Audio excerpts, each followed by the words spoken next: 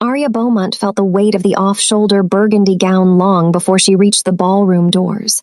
It was a dress that didn't fit her spirit, satin and soft. Exactly as Cameron Price had demanded in the note he'd left pinned to her closet 3 weeks prior. At 28, Arya had mastered the art of picking her battles, and tonight, with the glitter of Manhattan's elite reflecting in the floor-to-ceiling windows of the pier, a dress didn't seem worth the argument.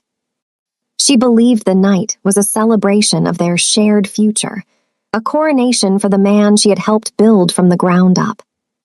As her heels clicked against the marble entryway, the campaign staffer's greeting was the first crack in the foundation. He offered a professional smile that never reached his eyes, informing her that the party was already seated. The phrasing was clinical, devoid of the warmth usually reserved for a candidate's fiancé. He guided her through the sea of designer labels and diamonds toward the second row, the row for associates and staff, far from the podium where Cameron stood bathed in spotlights. High above the crowd, Cameron Price looked every bit the future mayor, but he wasn't alone. Standing in the space Arya had occupied for 3 years was Genevieve Sterling, the heiress to a multi-billion-dollar construction empire. Genevieve's smile was sharp, a weapon honed by 4 generations of old money. The room fell into a practiced silence as Cameron leaned into the microphone. He looked out over the 200 guests, his gaze skimming over Arya as if she were just another face in the crowd. "Arya, I'm glad you could make it," he said, his voice amplified and echoing through the hall. The words were a public execution of her dignity, stripping her of her title and her history in a single, cold sentence. Arya didn't move toward the empty chair in the second row. She stood 3 feet from the stage, her breath hitching as she realized the microphones were live, the cameras were rolling, and her humiliation was being broadcast to the very people who had spent years treating her like a silent prop. "Cameron, what is this?" Her voice rang out, steadier than the trembling in her hands. Cameron's expression remained carefully neutral, the mask of a seasoned politician. He gestured dismissively to the associate's chair. "Please, sit, Arya. There's an announcement you need to hear." She didn't sit. In that moment, as the elite of Manhattan watched her fall, Arya Beaumont realized that the foundation of her life hadn't just cracked, it had been demolished. "Hello, family. Nice to have you on here. Before we proceed with the story, I would love to know where you are watching from. Drop it in the comment and also subscribe to this channel if you are new here. Now let's proceed with the story." The cold Manhattan rain didn't just fall, it punished. Arya Beaumont stood on the curb outside the pier, her thin heels sinking into the grimy slush of the gutter. The burgundy satin gown, which had felt like a cage inside the ballroom, now felt like a second skin of ice. Behind her, the muffled roar of the fundraiser continued, the sound of champagne flutes clinking and the rhythmic applause for Cameron Price's new life. To the 200 elite guests inside, Arya had become a ghost before she even left the room. She didn't cry. The shock had bypassed tears and gone straight to a hollow, vibrating ache in her chest. Every flash of a passing taxi's headlights felt like a camera shutter, a reminder of the viral humiliation that was likely already circulating on social media. She was a lead structural engineer who had spent years calculating the load-bearing capacity of skyscrapers, yet she hadn't seen the structural failure of her own life until the roof caved in. A black town car swerved too close to the curb, sending a spray of freezing gray water over her hem. Arya didn't even flinch. She felt untethered, a nameless woman in an expensive dress with nowhere to go and no one to call. Her phone was in her clutch, likely buzzing with sympathy, texts from people who had never liked her, but she couldn't bring herself to touch it. Then the rain stopped. Not all of it, but the weight of it suddenly vanished from her shoulders. Arya looked up, expecting to see a sympathetic doorman, but instead, she found herself enveloped in a shadow deeper than the New York night.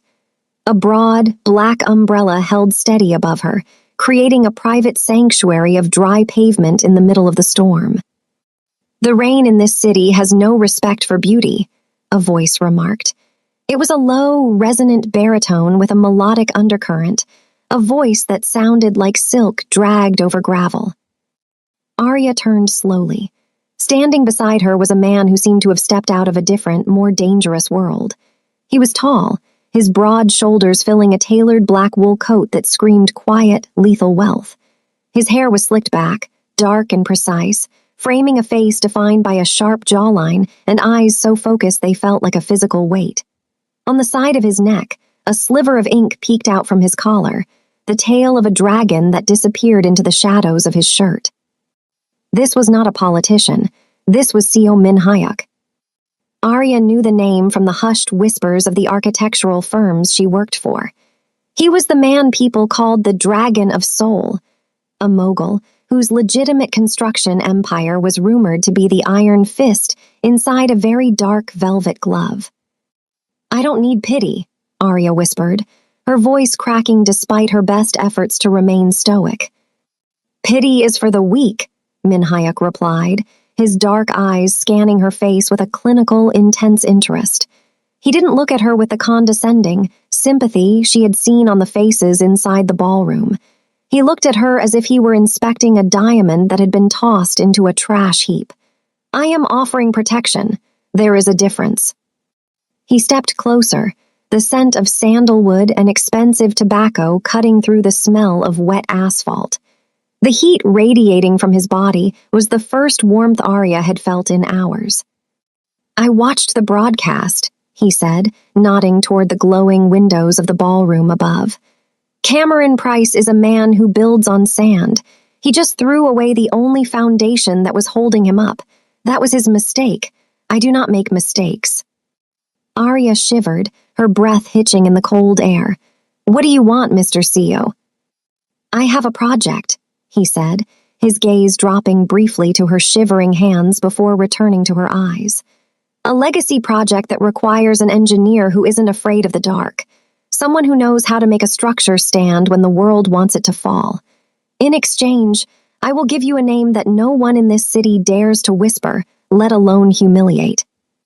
He reached out, his hand, covered in a black leather glove, offering a silent invitation. It was a transactional offer, a contract signed in the rain, but as Arya looked into his unwavering eyes, she realized that the monster in front of her was the only person who had actually seen her all night. She looked back at the pier one last time. Cameron was in there, laughing and shaking hands, having traded her for a political shadow. She looked back at Min-hyuk, the man who lived in the shadows but offered her the sun. Slowly, Arya reached out and placed her hand in his. His grip was firm, possessive, and absolute. "Take me away from here," she said. Min-hyuk didn't smile, but the intensity in his eyes flared. He guided her toward a waiting obsidian black limousine that sat idling like a predator at the curb. As the door opened, shielding her from the prying eyes of Manhattan, Arya Beaumont realized she wasn't just escaping a party. She was stepping into a world where the rules were written in ink and blood, and for the first time in 3 years, she wasn't afraid of the collapse. The transition from the freezing chaos of the Manhattan streets to the interior of Seo Min-hyuk's estate was like stepping into a different dimension of reality. The obsidian limousine glided through a set of reinforced iron gates in Upper Westchester, passing through layers of security that made Cameron's high-stakes political events look like child's play. Arya watched the world through the tinted glass, her fingers still numb. Beside her, Min-hyuk remained a silent, steady presence, his silhouette cut from the shadows. When the car finally stopped before a sprawling structure of glass, steel, and dark stone, Arya realized this wasn't just a home. It was a fortress. The interior was a masterclass in brutalist elegance. High ceilings, polished concrete floors, and floor-to-ceiling windows that overlooked the Hudson River, though the glass was clearly thick enough to stop a high-caliber round. Min-hyuk led her past several men in sharp suits who bowed with military precision as he passed. He didn't stop until they reached a wing of the house that smelled of ozone and expensive paper. "This is your wing," Min-hyuk said, his voice echoing slightly in the vast space. Arya looked around. She had expected a gilded cage, a bedroom filled with silk and jewelry to play the part of a trophy wife. Instead, she found a state-of-the-art drafting studio. Massive tilted desks, high-resolution monitors displaying 3D structural models, and shelves lined with engineering journals and soil density reports.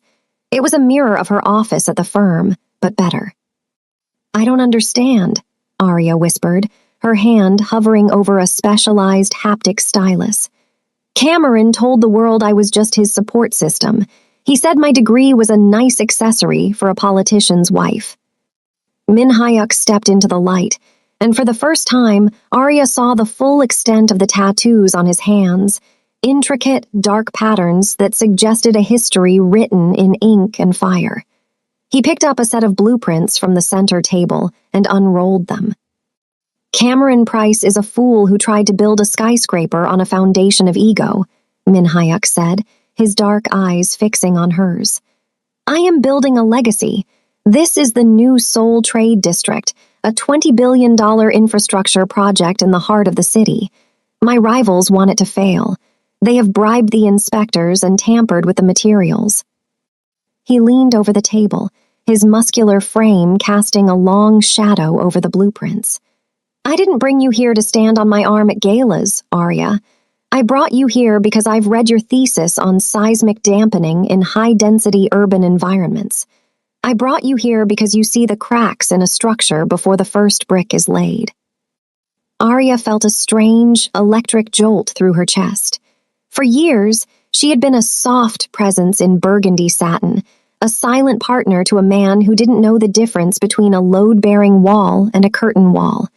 Now, a man the world feared was looking at her as a tactical asset. "You want me to audit your projects," she realized, her voice gaining a strength it hadn't possessed all night. "I want you to be the brain of this operation," Min Hyuk corrected.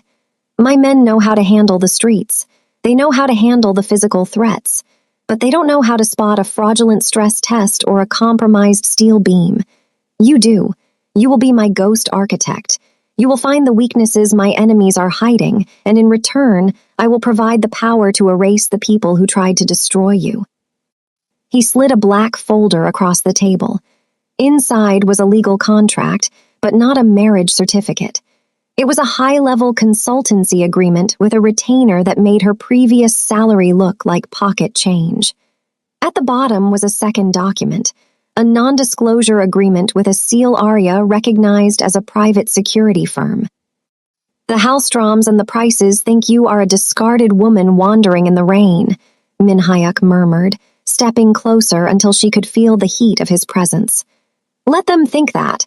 While they celebrate their victory, you will be under my protection, dismantling the very world they think they own." Arya looked at the blueprints, then at the man standing before her. He was a monster by reputation, a leader of a world she didn't understand. But as she looked at the drafting table, she realized he had given her the one thing Cameron never could, a sense of purpose. "I'll need access to the site's historical soil reports and the last 3 months of the material procurement logs," Arya said, her mind already shifting into professional gear. A flicker of something resembling a smile touched Min Hyuk's lips. It was a cold, sharp expression, but it held a glimmer of genuine respect. "Everything is already on your server," he replied. "Welcome to the family, Arya. Tonight, you stop being a victim. Tomorrow, you become the architect of their downfall." As Arya sat at the desk, the burgundy dress finally feeling like a costume she was ready to shed, she realized that the infrastructure of power wasn't just about the buildings Min Hyuk owned. It was about the man himself, and the fact that he was the first person to realize that her brain was the most dangerous weapon in the room. The clock on the drafting studio wall blurred past 3:00 a.m., the only sound in the room being the low hum of the high-performance servers and the rhythmic scratching of Arya's stylus. She had shed the burgundy gown hours ago, replaced by an oversized gray sweatshirt and leggings she'd found in the suite's wardrobe, her hair piled into a messy, voluminous crown. Her eyes ached from staring at the procurement logs for the new Seoul Trade District, but the data was finally screaming the truth she had suspected. The load-bearing columns for the primary tower were being forged with substandard carbon steel. The heavy oak door creaked open, and a shadow stretched across her workstation. Arya didn't jump. She had grown used to the silent, predatory grace of the house's master. Min-hyuk entered without his tailored blazer, his white dress shirt unbuttoned at the collar and sleeves rolled up to his elbows. In the harsh glow of the LED desk lamps, the tattoos Arya had only caught glimpses of were now fully revealed. Intricate black ink crawled up his forearms, not just the scales of a dragon, but traditional Korean landscapes, crashing waves, and script that looked like ancient poetry. They were a map of a life lived in the trenches of power, a sharp contrast to the pristine, sterile image Cameron had always cultivated. "You're still awake," Min-hyuk noted, placing a heavy crystal glass of amber liquid on the edge of her table. He didn't offer her a drink. He offered her a plate of sliced fruit and dark chocolate, a silent acknowledgement that she needed fuel, not intoxication. "The numbers don't lie, Min-hyuk," Arya said, her voice raspy from hours of silence. She tapped the screen, highlighting a series of stress test anomalies. "The supplier for your steel beams, Dongsun Metals, they're skimming. They're providing grade 50 steel but billing you for grade 65. If you build to the height specified in these plans, the foundation will shear under the lateral wind loads within 5 years. Min-hyuk leaned over her, his chest inches from her shoulder. The scent of sandalwood and something metallic, perhaps the scent of the city or the steel he dealt in, enveloped her.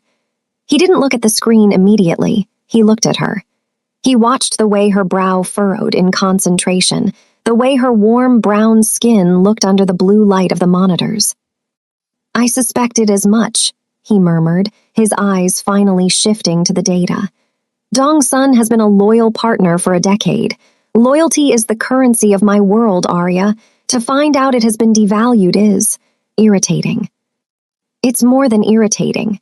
It's a massacre waiting to happen," Arya countered, turning in her chair to face him. Her movement brought her closer than she intended. She could see the fine lines of fatigue around his eyes and the way a particular tattoo, a small, delicate lotus, rested just behind his ear, hidden by the sharp line of his hair. "Whoever authorized this isn't just stealing money. They're trying to bury you under the rubble of your own legacy." Min-hyuk reached out, his hand hovering near the blueprints. His fingers were long and steady, the ink on his knuckles spelling out words in a language Arya couldn't read, but the strength behind them was universal. For a moment, the death god of the tabloids was gone, replaced by a man who looked genuinely weary of the shadows. "My world is built on the idea that strength is the only constant," Min-hyuk said, his voice dropping to a near whisper. "Cameron Price wanted you to be a soft ornament because he is a weak man who fears anything he cannot control. But I have enough soldiers, Arya. I have enough monsters. What I have never had is a partner who can see the cracks before they break me." Arya felt a strange heat rise in her chest that had nothing to do with the studio's climate control. For 3 years, she had been Cameron's support, a role that required her to be invisible. Min-hyuk was asking for her to be his sight. He was looking at her with a raw, dangerous honesty, his ink-stained skin inches from her own. "Is that why you saved me?" she asked. "Because you needed an auditor." Min-hyuk stepped back, but the intensity didn't leave his gaze. He traced the edge of a tattoo on his wrist, a heavy shackled design that seemed to disappear into his palm. "I saved you because I recognized the look in your eyes on that curb. It was the look of a structure that had been sabotaged from the inside. I don't like seeing beautiful things collapse due to poor engineering." He straightened his shirt, the Mafia boss mask sliding back into place as he prepared to leave the room. "Sleep, Arya. Tomorrow. We begin the deconstruction of Dongsun Metals. And after that, we look into Cameron's connection to the supplier. I suspect your ex-fiancé's political campaign is being funded by the very steel that was meant to kill me." As the door closed behind him, Arya looked back at the blueprints. She felt the weight of the task ahead, but for the first time, she didn't feel like a victim of the storm. She felt like the one who controlled the lightning. She looked at her own hands, small and brown against the white paper, and realized they were finally building something that mattered. The skyline of Manhattan glittered with a cold, unforgiving light, but inside the Metropolitan Museum's Temple of Dendur, the atmosphere was thick with the scent of lilies and the hum of power. This was the Sterling Foundation Gala, the ultimate victory lap for Cameron Price and his new partner in both business and bed, Genevieve Sterling. Arya Beaumont stood at the entrance, her hand resting on the crook of C.O. Min-hyuk's arm. She wasn't wearing burgundy tonight. She was draped in a custom-made gown of midnight blue silk that clung to her curves like liquid metal. The deep, warm brown of her skin glowed against the cool fabric, and her voluminous curls were swept back, revealing diamond drops that caught the light with every move. Beside her, Min-hyuk was a vision of lethal elegance. His black tuxedo was tailored to perfection, the silk lapels mirroring the sharp precision of his jawline. The dragon tattoo on his neck was partially visible above his crisp white collar, a silent warning to anyone who dared to stare too long. "Remember," Min-hyuk murmured, his voice a low vibration that only she could hear. "They think you are a ghost. Show them you are the architect of their haunting." As they stepped onto the marble floor, the rhythmic chatter of the room faltered. It started near the entrance and spread like a wildfire, a wave of silence that followed them as they moved toward the center of the hall. This was the elite's playground, a place where Arya had spent years being invisible. Now, she was the gravitational center of the room. Cameron stood near the champagne fountain, his arm draped possessively around Genevieve's waist. He was mid-laugh, basking in the attention of a group of city council members, when his eyes landed on Arya. The glass in his hand tilted dangerously. His jaw didn't just drop, it froze. The smug, polished mask he wore for the cameras shattered, replaced by a look of pure, unadulterated shock. Beside him, Genevieve's sharp smile vanished. Her eyes darted from Arya's radiant confidence to the man standing beside her. Everyone in the room knew who C.O. Min-hyuk was, and they knew he didn't do dates. He did alliances. He did conquests. Arya didn't wait for them to approach. She led Min-hyuk directly toward them, her stride graceful and unhurried. The crowd parted like the Red Sea. "Cameron," Arya said, her voice smooth and devoid of the tremor that had defined her for years. "Genevieve, it's a lovely party. The structural integrity of this wing has always been fascinating, much sturdier than some of the newer projects going up in the city." Cameron's face turned a mottled shade of red. "Arya, what? What are you doing here? And with?" He trailed off, his gaze flicking nervously to Min-hyuk. Min-hyuk stepped forward, his presence expanding to fill the space between them. He didn't offer a hand to shake. He simply looked down at Cameron with a cold, predatory detachment. "I don't believe we've been introduced, Mr. Price. I am C.O. Min-hyuk, but you likely know me as the man who just acquired the primary debt on your campaign headquarters." The silence in their immediate circle became absolute.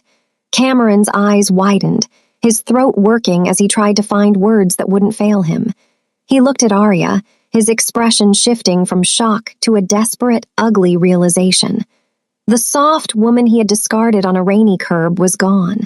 In her place stood a woman who held the keys to his financial ruin. "You're with him," Genevieve hissed, her voice lashing out like a cornered animal. "Do you have any idea who this man is, Arya? He's a criminal. He is a man who recognizes a solid foundation," Arya interrupted, her eyes locking onto Genevieve, with a ferocity that made the heiress flinch. "Which is more than I can say for the Sterling Price merger. I've had a look at the blueprints for your new waterfront development, Genevieve. You might want to check the stress load calculations on those grade 50 steel beams. It would be a shame if your legacy collapsed before the ribbon cutting."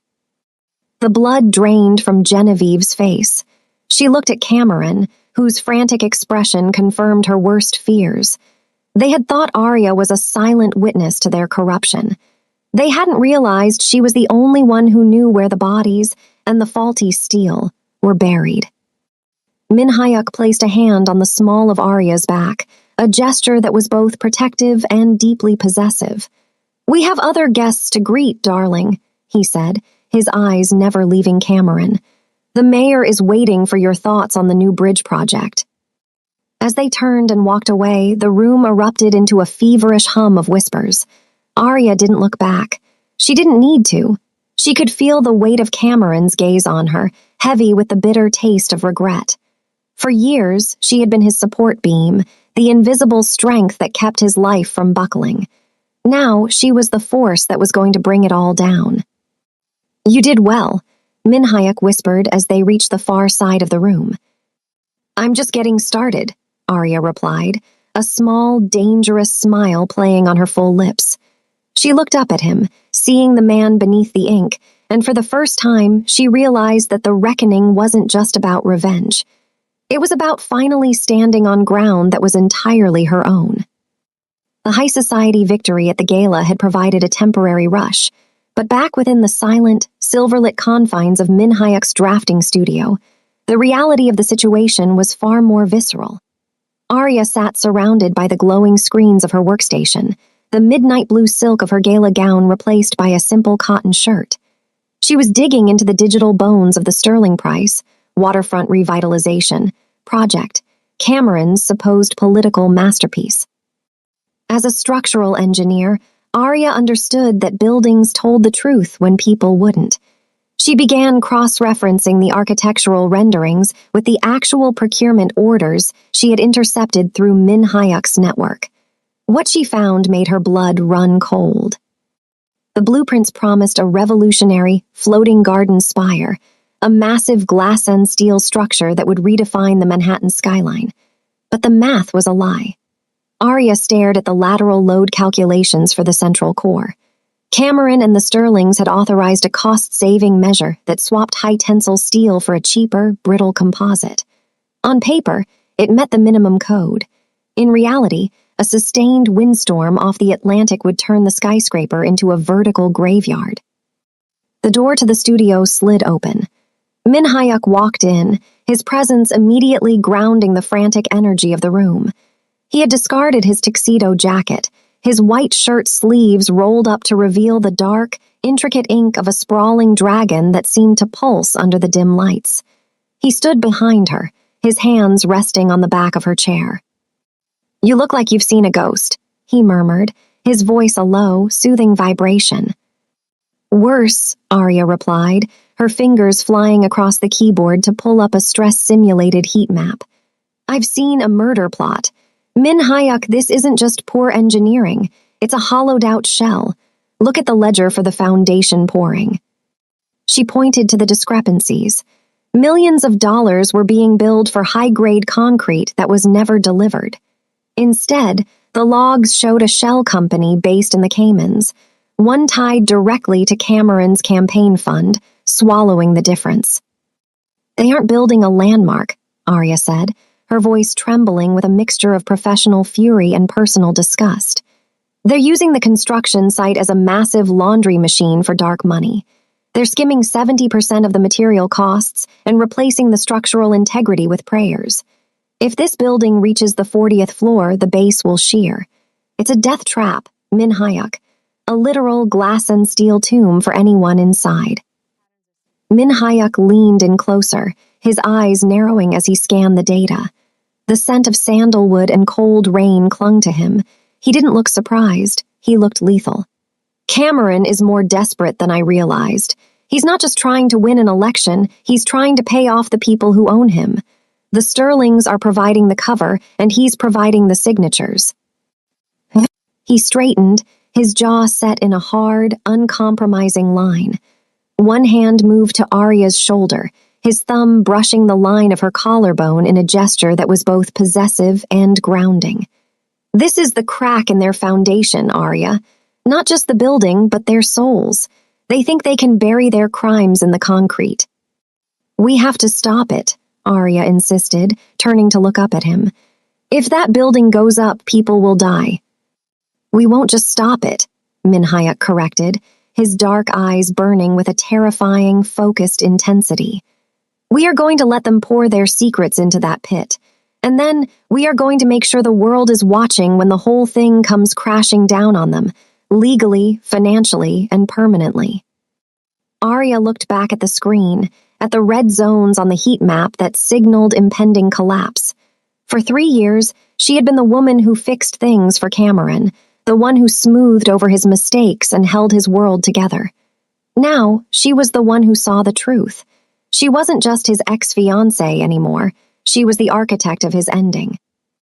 She reached out and covered Min Hyuk's hand with her own, feeling the strength of his ink-stained skin against hers.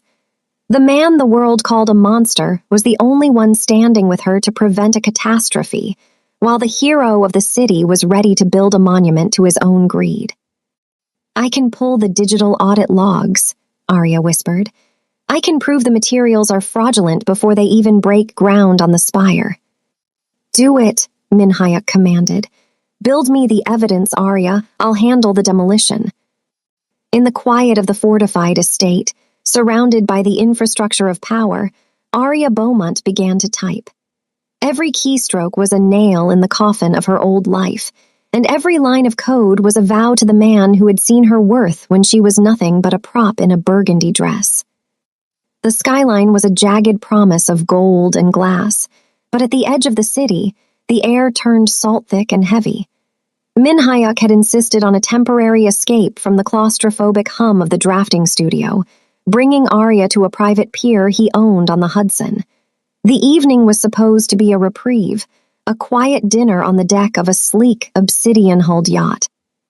For the first time, the talk wasn't of load-bearing columns or fraudulent steel, but of the music Arya loved and the childhood Min Hyuk had survived in the backstreets of Seoul. Arya sat wrapped in a heavy wool coat Min Hyuk had draped over her shoulders, her fingers warming around a glass of deep red wine. The light from the pier's vintage lanterns cast a soft glow over her warm brown skin, and for a fleeting moment, the terror of the fundraiser felt like a lifetime ago. Min Hyuk sat across from her, his usual impenetrable mask softened by the moonlight.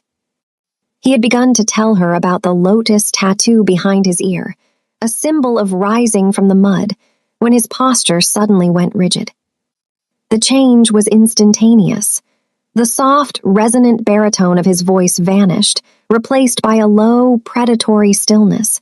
He didn't look at Arya. His gaze was fixed on the shadows of the shipping containers lining the wharf.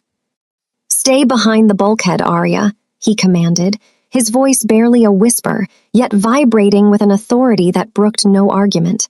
"Now." Before she could ask why, the silence of the harbor was shattered by the sharp, rhythmic crack of gunfire. Sparks flew off the yacht's chrome railings, and the glass of the cabin shattered into 1,000 diamond-like shards. Arya scrambled to the floor, her heart hammering against her ribs, but her eyes remained locked on Min Hyuk. He didn't scramble. He moved with a terrifying, fluid grace that suggested he had been born for this chaos. From a holster Arya hadn't even noticed, he drew a matte black handgun. He didn't shout for his security detail. He was the security detail.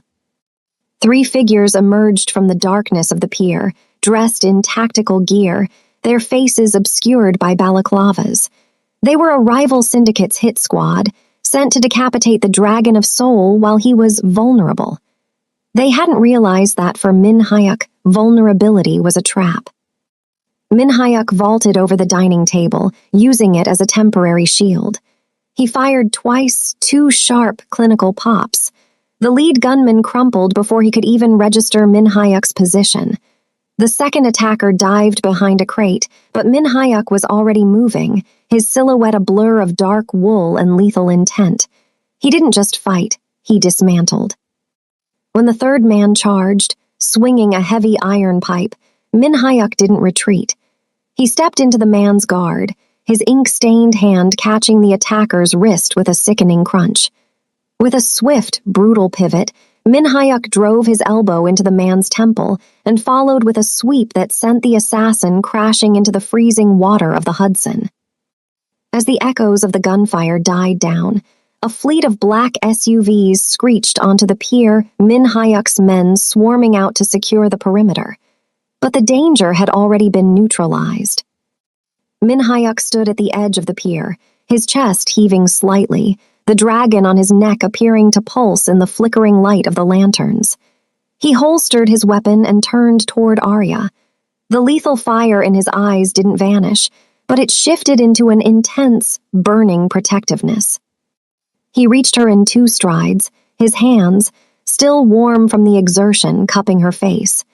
He checked her for injuries with a frantic, silent thoroughness that made Arya's breath catch. "Are you hurt?" he rasped, his thumbs brushing over her cheekbones. "I'm fine," Arya whispered, her voice trembling not from the gunfire, but from the raw power radiating off the man in front of her. She looked at his hands, seeing the ink-etched knuckles that had just fought for her life. "Min Hyuk, you could have been killed."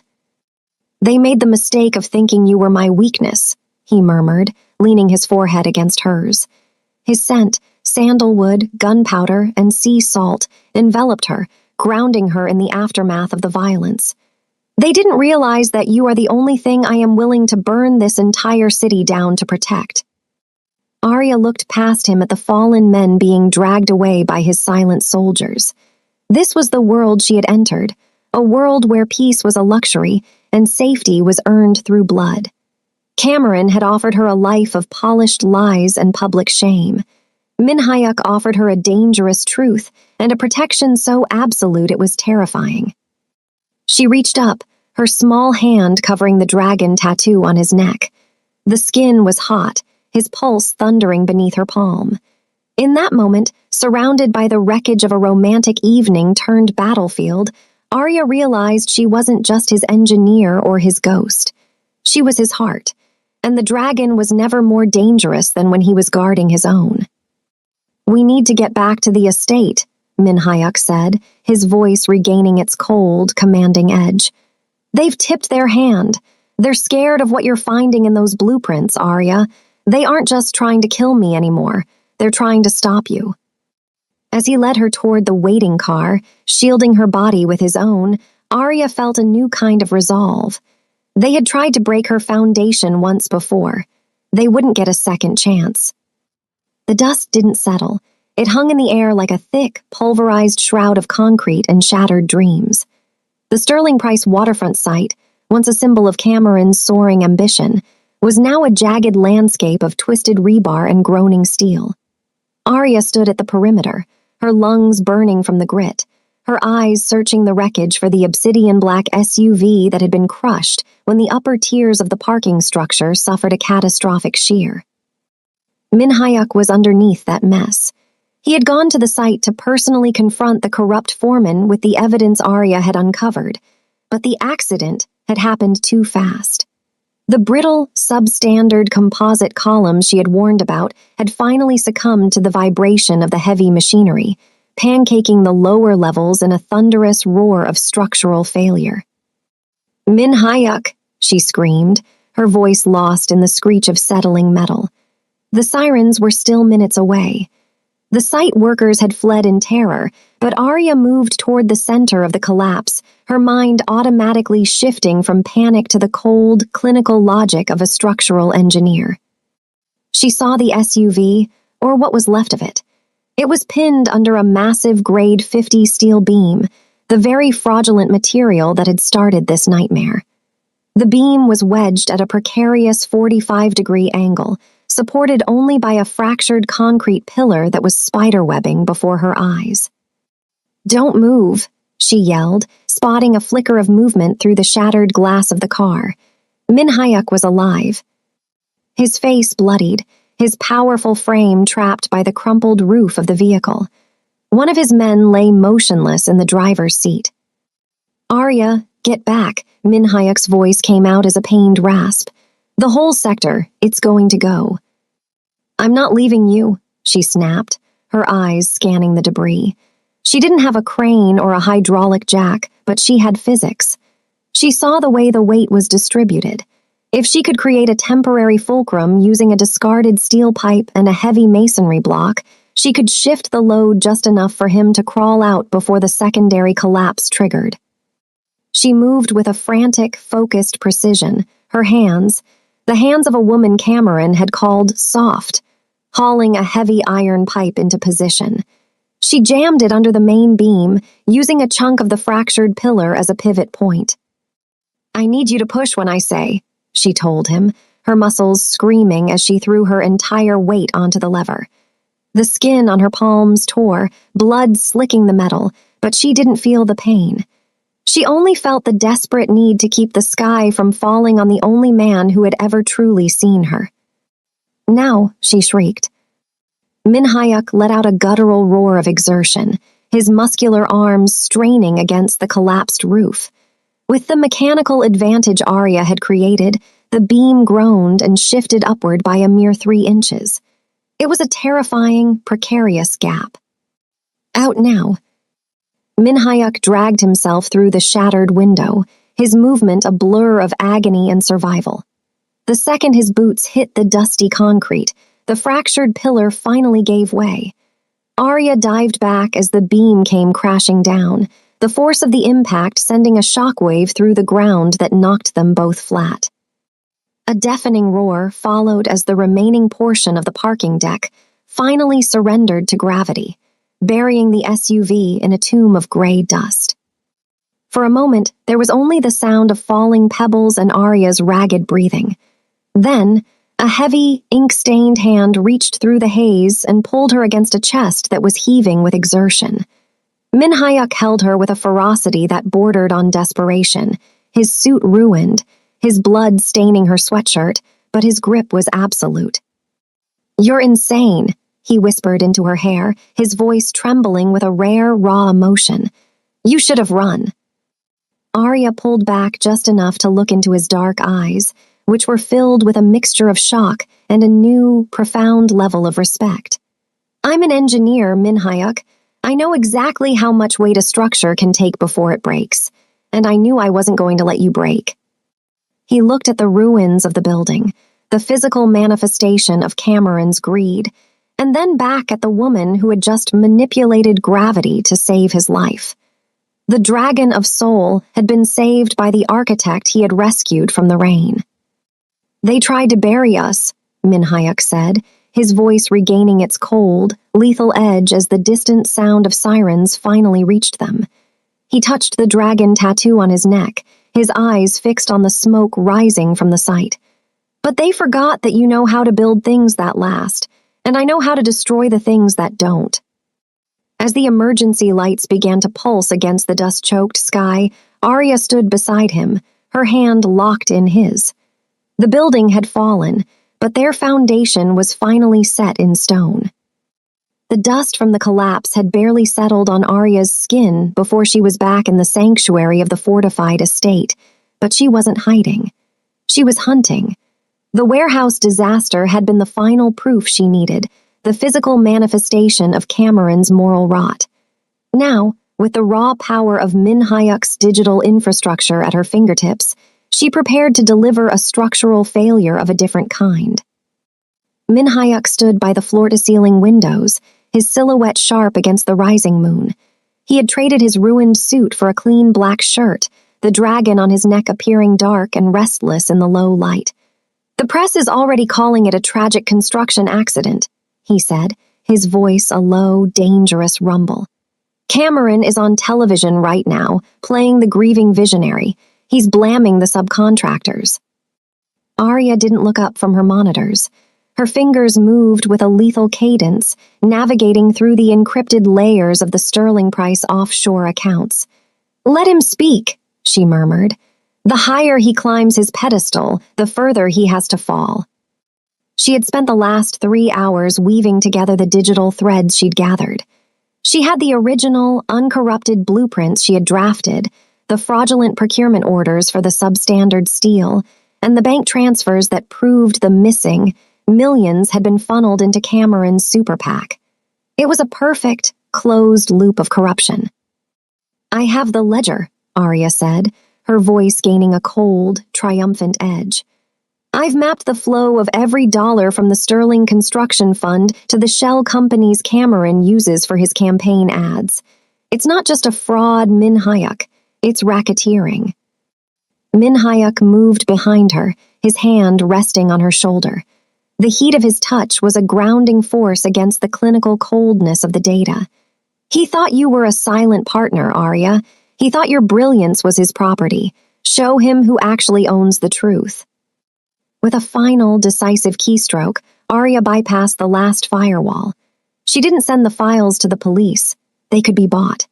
She sent them to every major news outlet in the city, to the FBI's Public Corruption Task Force, and most importantly, she leaked the internal humiliation video Cameron's team had recorded at the fundraiser, but with a new audio overlay. His private phone calls discussing the kickbacks. The reaction was instantaneous. Across her secondary monitors, news tickers began to scramble. The miracle candidate was being dismantled in real time. On the live feed of Cameron's press conference, a reporter stood up, holding a tablet. Arya watched as the blood drained from Cameron's face. He looked at the camera, at the very people he had tried to swindle, and for the first time he looked small. He looked like the hollowed-out pillar that had crushed Min Hyuk's car. "It's over," Arya whispered, leaning back in her chair. "No," Min Hyuk corrected, his eyes fixed on the screen where the FBI was already shown arriving at the Sterling Foundation headquarters. "It's just beginning. He lost his career tonight, but he's going to lose his freedom tomorrow. And the world finally knows that Arya Beaumont is the one who took it from him." He turned her chair around so she was forced to look at him. The man the world feared was looking at her with an expression of such profound pride that it made her heart ache. "You didn't just survive the collapse, Arya. You demolished the man who tried to break you." Arya looked at her hands. They were no longer the hands of a woman who picked her battles over a burgundy dress. They were the hands of a master architect who had just cleared the site for a new life. The price of Cameron's betrayal had been high, but as she looked into Min Hyuk's dark, unwavering eyes, she knew she had gained something far more valuable than revenge. She had found a foundation that would never, ever break. 6 months had passed since the night the sky fell at the waterfront, but the Manhattan elite had a short memory for tragedy and an insatiable appetite for power. The grand ballroom of the pier was once again a sea of tuxedos and silk, but the atmosphere was fundamentally altered. This wasn't a campaign fundraiser for a man built on sand. It was the inaugural gala for Beaumont Architecture, Arya's own firm, backed by the formidable resources of the CO Group. Arya stood at the top of the grand staircase, her deep brown skin radiant against a gown of structured, architectural white. It was a dress she had chosen herself, sharp, elegant, and uncompromising. She was no longer the woman in the burgundy satin of a betrayal past. She was the most sought-after structural engineer in the tri-state area. Cameron Price was a name now associated only with headlines about racketeering and prison sentences, while the Sterlings were embroiled in a decade-long legal battle that had stripped them of their prestige. Arya scanned the room, seeing the same faces that had once watched her humiliation with bored amusement. Now, they looked at her with a mix of awe and calculated respect, but Arya only had eyes for the man standing at the center of the floor. CO Min Hyuk looked like a king amongst mere merchants. His black suit was a masterpiece of tailoring, and the dragon on his neck seemed to glow under the amber light of the chandeliers. He had watched her rise over the last half-year, supporting her from the shadows as she rebuilt her reputation, never once demanding that she shrink herself for his sake. Their contract had officially ended that morning, but as their eyes met across the crowded room, Arya felt a pull that no legal document could ever command. Min Hyuk raised a hand, and the room fell into a practiced, expectant hush. He moved through the crowd with that same predatory grace Arya had grown to love, stopping only when he stood directly before her. 6 months ago, Min Hyuk began, his low baritone carrying effortlessly through the silent hall, I witnessed a collapse, not of a building but of a spirit. I offered a transaction to a woman I thought needed a shield. I was wrong. He looked at her, and the raw, dangerous honesty in his eyes made Arya's breath catch. The death god of soul was gone, replaced by a man who was publicly laying down his guard. I didn't give Arya Beaumont her strength. I merely provided the site for her to build it herself. She has shown me that a true partnership isn't about one person protecting the other. It's about two structures standing together to withstand any storm. To the collective gasp of the room, the man who never bowed to anyone dropped to one knee. He didn't produce a transactional contract or a business merger. He produced a velvet box that held a diamond of such incredible clarity and weight that it seemed to hold the light of the entire city. "Arya," he said, his voice steady yet thick with an emotion he had spent a lifetime hiding. "The contract is over. The blueprints are finished. I don't want an auditor or a ghost architect. I want the woman who saved my life to share it with me. Will you marry me, not for protection, not for a name, but because we are the only foundation that matters?" Arya looked down at him, her heart thundering in a way that had nothing to do with fear. She thought back to the rainy curb, the burgundy dress, and the feeling of being discarded like scrap metal. She looked at the man who had seen her genius and worshipped it, the man who had fought for her and let her fight for him. "Yes," she whispered, the word ringing out like a bell in the silence. "Yes, Min Hayuk." The roar of applause that followed was deafening, but as Min Hayuk rose and slid the ring onto her finger, the world outside the ballroom ceased to exist. He pulled her into his arms, his grip possessive and absolute, and kissed her with an intensity that promised a lifetime of fire. Outside, the New York skyline continued its endless cycle of construction and decay, but inside the pier, a new legacy had been born. Arya Beaumont was no longer a victim of the sky falling. She was the woman who had learned to reach up and touch it. Their partnership was no longer written in ink. It was set in stone, a structure built to last for eternity.